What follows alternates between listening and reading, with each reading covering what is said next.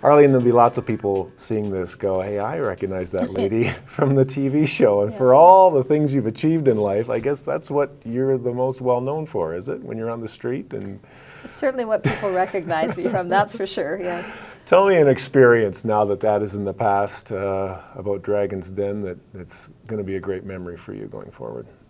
You know, I would say that if there's such thing as a collective memory, then I would say that my memory is that I came on the show as an entrepreneur and I left believing in the power of entrepreneurialism. So it gave me this amazing collective view of what Canada is all about as it relates to entrepreneurs. And so I felt like I got far more than I gave, to be honest with you, in that respect. Really? Why do you think the show does so well and did so well?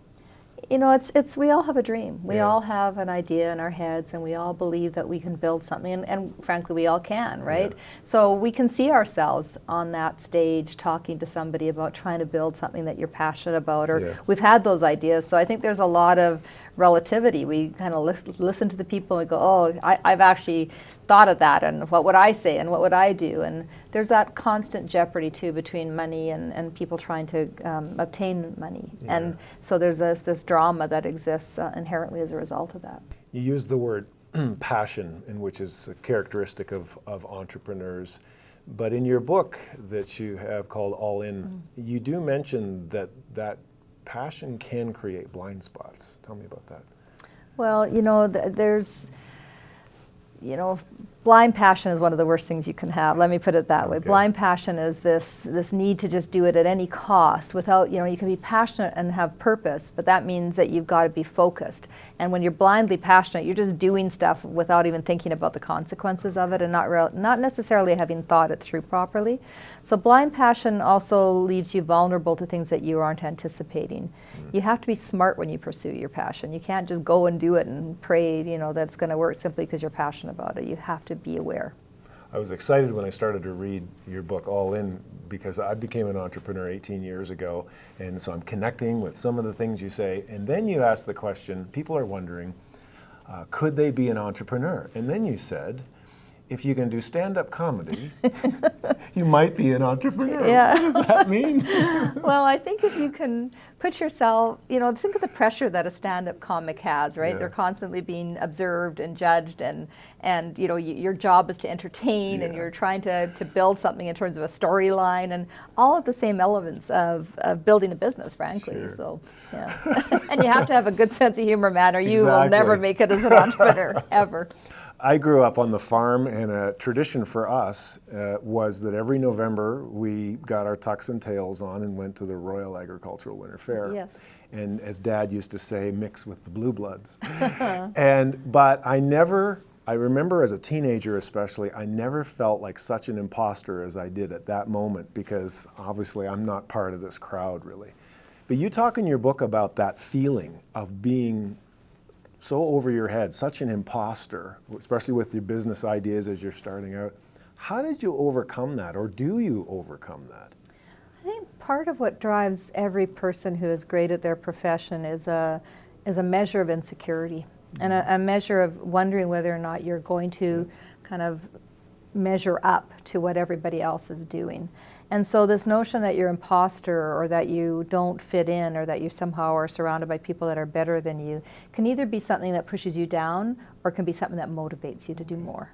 And so I think people who let that kind of insecurity and fear of being over your head drive them are actually the people that are very successful, because they're constantly trying to prove that they can do more, and that they're pushing themselves as much as they're caring about what anyone else thinks. So it's about a personal goal and about a personal humility sometimes, which I think is really important. You know, if you're a little bit humble and you understand that you may not be good at everything, and you do see people that are better than you, doesn't that just impel you to do more and be better and try harder? I think that's the trick. As an entrepreneur, you mentioned in your book that there were lots of skills, obviously, that you needed to develop, but two in particular that were very important. One was to deliver bad news quickly. And the other, which I'd like you to comment on, is the whole idea of you got over the need to please people. Right. Tell me about that. Saying yes is the worst thing that most entrepreneurs do. You know, we say yes to everything because we don't want to disappoint anybody, and we think that by saying yes to things that'll actually improve and help us in some measure. And yes, you should say there's certain things that you should devote yourself to and you should be giving to, but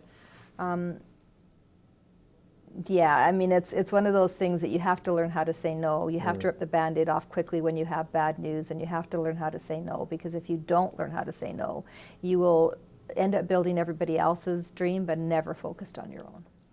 I've heard a lot of strategies in the leadership writing and reading that I've done over the years about problem solving, but I've never heard this strategy. And you say most business problems are actually trivial. And therefore, the important part of problem solving is self-preservation. Well, you know, I guess somebody said to me many, many years ago, you know, we were talking about having to, unfortunately, let some people go at the workplace because they weren't performing well. And there was an anxiety that I felt, and we always feel when we're having to do that. And this was, you know, I'm going back maybe 25 years ago. And he looked at me and said, Arlene, your job as the entrepreneur is to ensure that no harm comes to the business. And what you're doing is, in an effort to, you know, you're worrying so much about the tree that you're forgetting the forest. And he says you have to do both. You have to care about the individual, but you also have to preserve the business. And self-preservation means that you have to find a way for the business to persevere and to survive and to carry on. And we spend an inordinate amount of time thinking about stuff that isn't important. Now, the example I just gave you, of course, is a very important one when we're talking about people's lives. But you know, sometimes and entrepreneurs are so guilty of this. We spend so much time in the minutia of stuff, and because we think we do it better than everyone else does, and we've got the best solution, and why didn't they think of this? And so we end up wallowing in this sea of. You want it done right, do it yourself, right? Yeah, and it's not true. Well, I know, but that's what entrepreneurs believe. And it's so wrong, you know, it's so wrong. So I guess getting out of your own way and understanding what is really important versus just something that is, you know, is not fatal for the business is really important. Tell me your opinion about, we all love it when we are in our sweet spot, whatever that is, especially as entrepreneurs. Tell me about this balance. Should I operate in my sweet spot and hire to my failings, I guess I could say, or should I improve myself, especially in areas where I have fatal flaws? What did you do as an entrepreneur? When I started off, I found out very quickly what I didn't know. You know, you think you can understand everything because you need to understand at some level everything. When you're running a business, you have to have enough insight and overview of all of the aspects of your business in order to be able to measure what's going right or wrong. But that doesn't mean you can be a subject matter expert in everything, right? It doesn't mean that you should be the person to execute on everything. You need to be overseeing everything, not doing everything. And so I think you need to be informed enough to make informed decisions. In other words, collect opinion, gather input, make an informed decision. But if you think you're going to have 100% of the information before you make a decision, that's wrong. And if you think you know enough to be the only person making a decision, that's also wrong. Last question for you. This is something you tweeted out a while ago, a quote from Seth Godin. You said, "The best way to be missed when you're gone is to stand for something while you're here." What do you stand for? I stand for equality and tolerance.